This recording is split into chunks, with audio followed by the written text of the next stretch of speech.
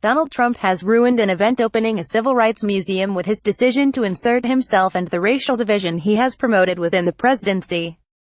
Trump plans to attend the opening of the Mississippi Civil Rights Museum, over the objections of the NAACP, which called on him to pull out of the event. NAACP head Derrick Johnson said his attendance would be an affront to the veterans of the civil rights movement. Now, one of those icons has had enough. John Lewis, civil rights hero and Democratic congressman from Georgia, has dropped out of the event, along with Rep. Benny Thompson DMS. In a joint statement, Lewis and Thompson specifically called out Trump's attendance.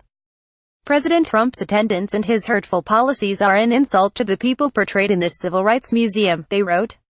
The pair went into further detail of Trump's offense in their statement. President Trump's disparaging comments about women, the disabled, immigrants and National Football League players disrespect the efforts of Fannie Lou Hamer, Aaron Henry, Medgar Evers, Robert Clark, James Chaney, Andrew Goodman, Michael Schwerner and countless others who have given their all for Mississippi to be a better place.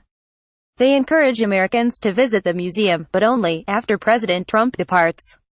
Lewis served as the chairman of the Student Nonviolent Coordinating Committee (SNCC) and was one of the 6 leaders who organized the 1963 March on Washington. He was a freedom rider who was assaulted and beaten while fighting for racial justice and equality. Lewis, who has been at the forefront of calling out Trump for his vile views and actions, is the embodiment of an American hero and icon. The reaction to Trump's offensive attendance stands in stark contrast to President Barack Obama's attendance at the opening of the National Museum of African American History and Culture. There was no rush to boycott or condemn, because Obama had a stellar record, both in legislation and rhetorically, on civil rights. And on stage with Obama as he spoke at the event was John Lewis, who embraced him. Since being sworn in, Trump has been on a rampage of bigotry, proving those who warned about his racist behavior to have been right all along. After white supremacists killed a woman in Charlottesville, Virginia, Trump described them as very fine people.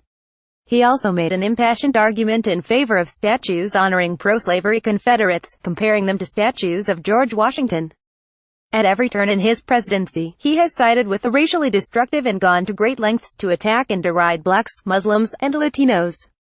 Early in his tenure, he tried to use a visit to a Black History museum to allay fears about his racism. But the repugnant beliefs are too ingrained in his character for any media event to wash them away. Racism is integral to Trump. It is who he is, and he isn't going to change. He believes that he is above the icons being honored in Mississippi and seeks to ruin the ceremony to satisfy his ego. It is an encapsulation of what he is to his core.